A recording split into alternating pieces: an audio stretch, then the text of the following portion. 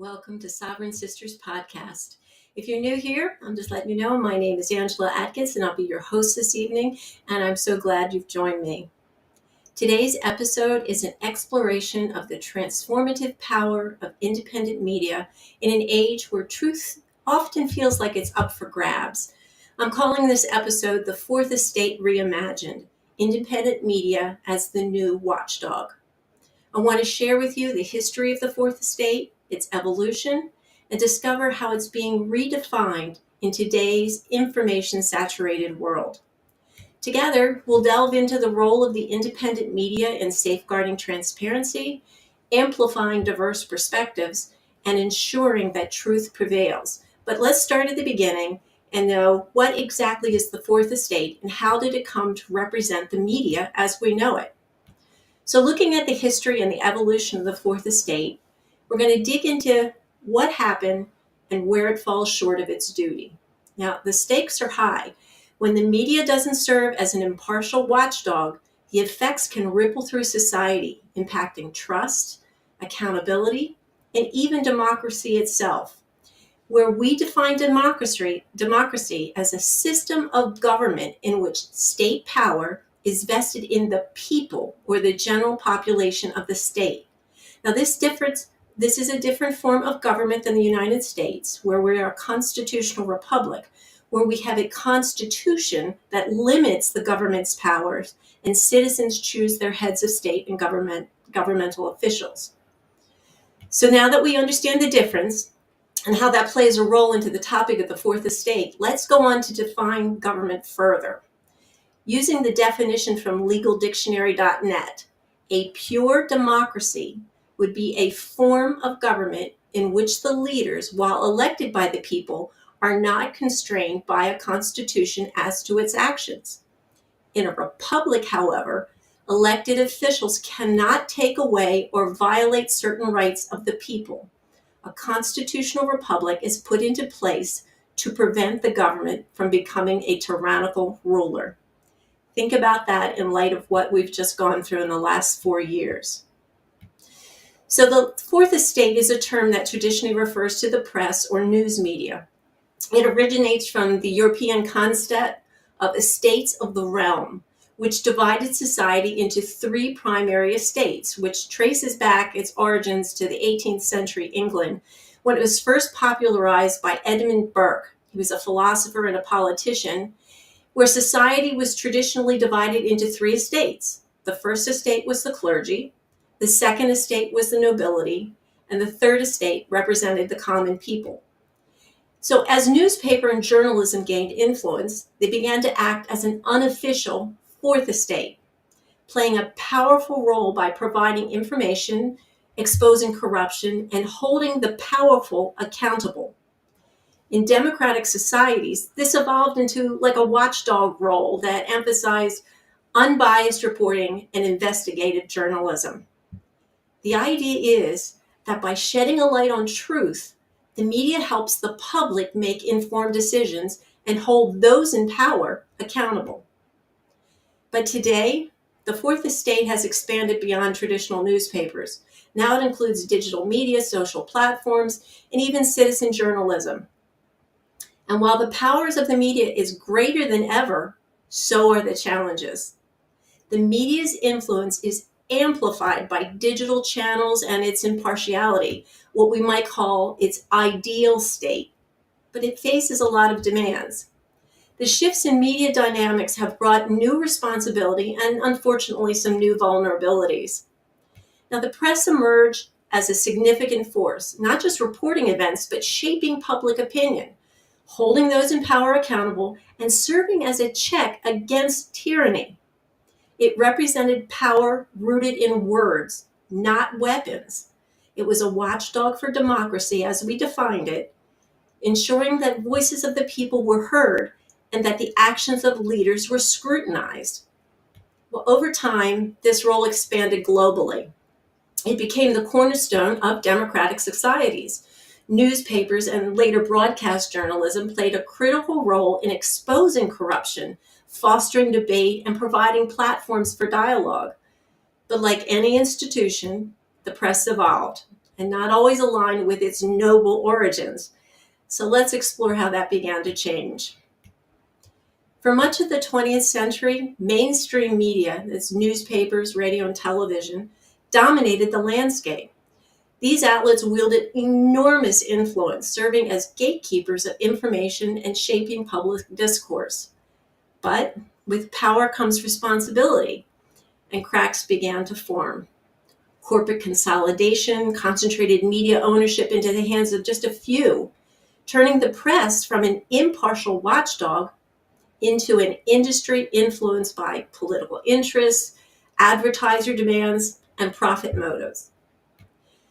Then sensationalism often took precedence over substance, reducing complex issues to sound bites. As the 24-hour news cycle emerged, the race for attention led to an emphasis on entertainment over enlightenment. So what happens when the fourth estate doesn't live up to its role as an impartial and reliable source of information? Well, there are significant consequences, starting with the erosion of public trust. When people sense that a news source is just not journalism as a whole, they think when they think it's biased or inaccurate, they begin to doubt the entirety of the source, not just the local source, but journalism as a whole. With that loss of trust, it can lead to a widespread skepticism about media's role, making it harder for people to separate fact from fiction. Without trust, the entire foundation of the fourth estate, its role as a reliable informant and watchdog, is compromised. Another major issue is misinformation and disinformation. I know we've heard that a lot, but if the media is inaccurate or biased, it can unintentionally spread misinformation, or even in some cases, disinformation, which is intentional deception. This has real consequences. It shapes public perception in misleading ways, and it impacts how people understand critical issues. Then there's the problem of polarization. When media outlets favor certain narratives, it deepens divisions in society, creating echo chambers. People end up consuming information that aligns with their views, reinforcing their beliefs and fostering the us versus them mentality. This division limits open dialogue and makes it even harder to reach common ground. And finally, there's the risk of lost accountability. The media's watchdog role is essential to exposing misconduct and abuse of power. But when the press is biased or simply chooses not to cover certain stories, it fails to hold powerful entities accountable. This allows abuses to go unchecked and weakens basic democratic principles.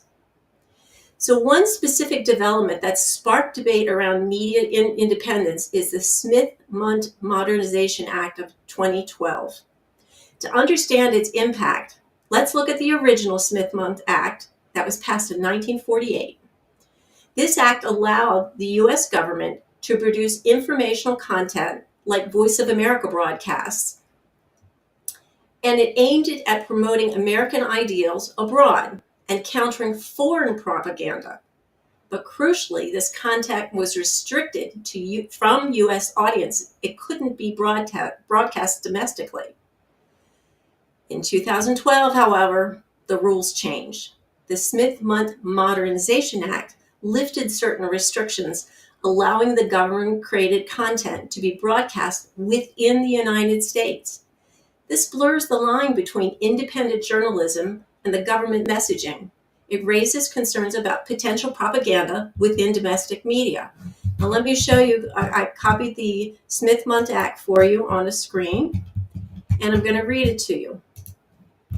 You can look this up yourself. The link is in the graphic, but you can just go to congress.gov and search for HR 5736. This is what the Act states. It amends the United States Information and Educational Exchange of the 1948 to authorize the Secretary of State and the Broadcasting Board of Governors to provide for the preparation and dissemination of information intended for foreign audiences abroad about the United States, including about its people, its history, and the federal government policies, through press, publication, radio, motion pictures, the internet, and other information media, including social media, and through information centers and instructors. Under current law, such authority is restricted to information disseminated abroad with limited domestic exception. So what does that mean? They're allowed to use propaganda on the people of the United States. Now, there are major implications here.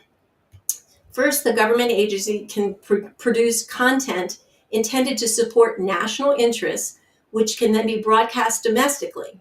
Without clear labeling, the public might not know that they're consuming government-sponsored material, making it difficult to discern fact from agenda-driven information. Secondly, the availability of government-produced content might lead some media outlets to rely on it rather than conducting their own independent investigations. This could shift narratives towards government-approved perspectives, particularly on sensitive topics like national security or foreign policy. These changes complicate the already challenging task of maintaining transparency. Without clear disclosure, the public might struggle to know when they're encountering government-funded perspectives, potentially affecting public trust even further. When government narratives mix with independent journalism, it raises this question: are we being informed or are we being influenced? The blending of content can cause people to doubt media's independence, leading to a widespread distrust. And when the media fails to serve as a watchdog, we lose a key check on government power. In a healthy democracy, citizens need to be well informed, and they need to trust the information they're receiving is objective. Another significant issue is what some call manufacturing consent. When narratives are controlled, the public may end up supporting policies they haven't critically assessed. This can be especially impactful during times of crisis, such as matters of national security, where citizens might defer to the government narratives without knowing they're doing so. This control over information also leads to an increased polarization and fragmentation. As people feel they're not getting the full picture, they may turn to alternative sources, some of which may lack credibility. This can deepen divisions in society, and it makes meaningful dialogue and understanding even harder to achieve. For example, government-produced content on the Biden administration's Inflation Reduction Act might emphasize the benefits for climate change initiatives and economic growth align with the administration's agenda. If this content is picked up by mainstream outlet without clear disclosure, it could be presented as independent reporting rather than government messaging. This blending of narratives makes it difficult for the public to distinguish between unbiased journalism and content aimed at promoting specific policy agenda. Another example, over the last 4 years, we've gotten conflicting government narratives on public health policy. In the early stages of the pandemic, inconsistent messages from government officials on health topics, from where you can stand, what you must wear, and what safety and efficacy really are, led to widespread confusion. There was shifting guidance from officials about every aspect, initially downplaying them and then later recommending certain procedures. And this just fueled distrust. News outlets often mirrored the government's fluctuating stance. I won't say just often, but I would say almost always, leading to more confusion among the public. Government-influenced narratives questioning or supporting certain public health measures also influenced news coverage, which widely was in tone and emphasis, leading people to mistrust both the government's advice and the media coverage of the health information. The conflicting and politicized coverage caused many to turn to alternative media sources, which I refer to as independent news. This distortion of information eventually eroded the public's confidence in both government health guidance and mainstream media's reporting. And that's just one example of the implications of the Smith-Mundt Act, because it really started the dissolution of the Fourth Estate from its original purpose. The intent behind Smith-Mundt Modernization Act was partly to utilize digital platforms and modern media to counter disinformation and foreign propaganda, especially given the fast-paced global media environment. However, its domestic implications raise concern about the transparency and independence of the U.S. media, as the public may be exposed to government-endorsed perspectives without realizing their origins or intent behind the information. This blurring of the lines between government-produced narratives and independent journalism complicates the public's understanding of issues, again, leading to mistrust and if audience perceive the media as implicitly supporting government agenda without proper disclosure. This undoubtedly blurs the line between journalism and government messaging. Without clear labeling, audience may unknowingly consume government-sponsored narratives, impacting public trust and transparency. Transparency is essential to restoring trust.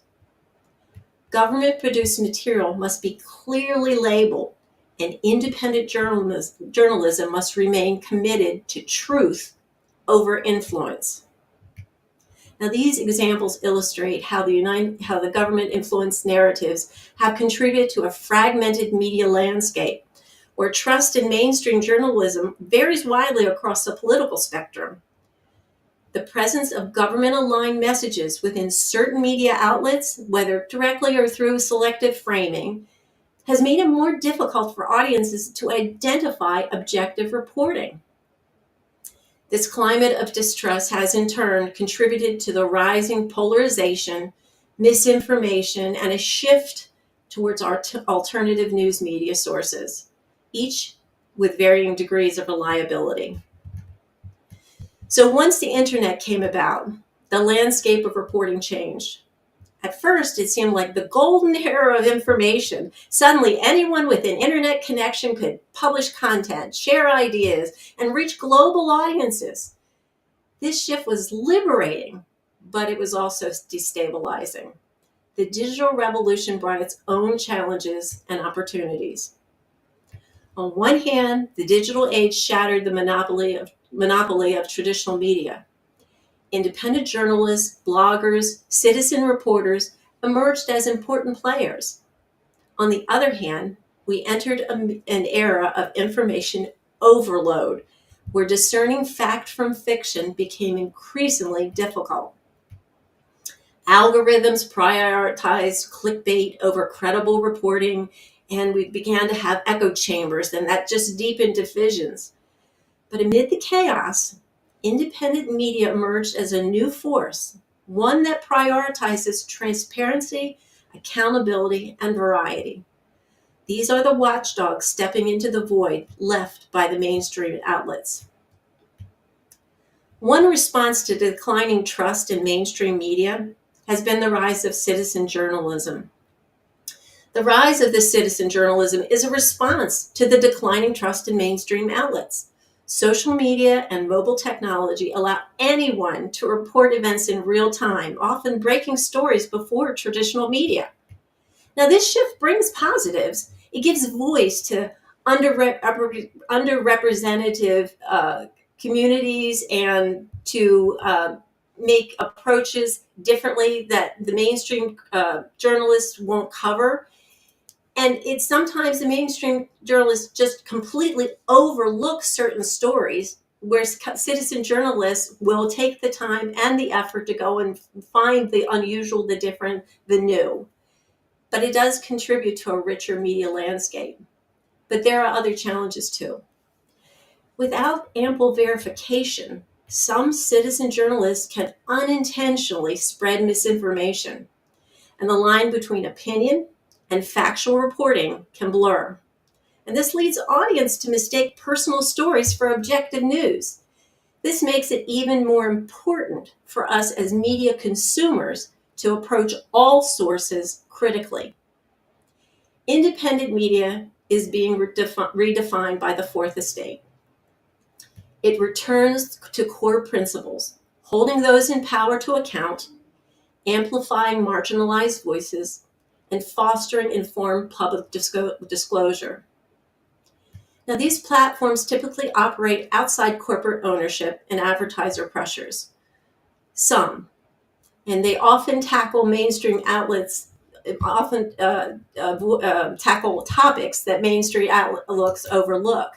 You have investigative projects like ProPublica and independent creators on platforms like Substack and Rumble who dive deep into systemic injustices, and they build trust through transparency and authenticity.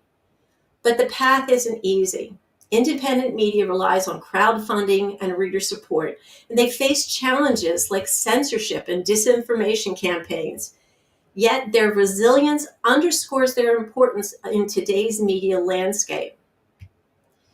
So as we look to reimagine this Fourth Estate, it's just more than about the media. It's about all of us. Transparency, accountability, and variety in reporting are essential to rebuilding trust and fostering informed dialogue.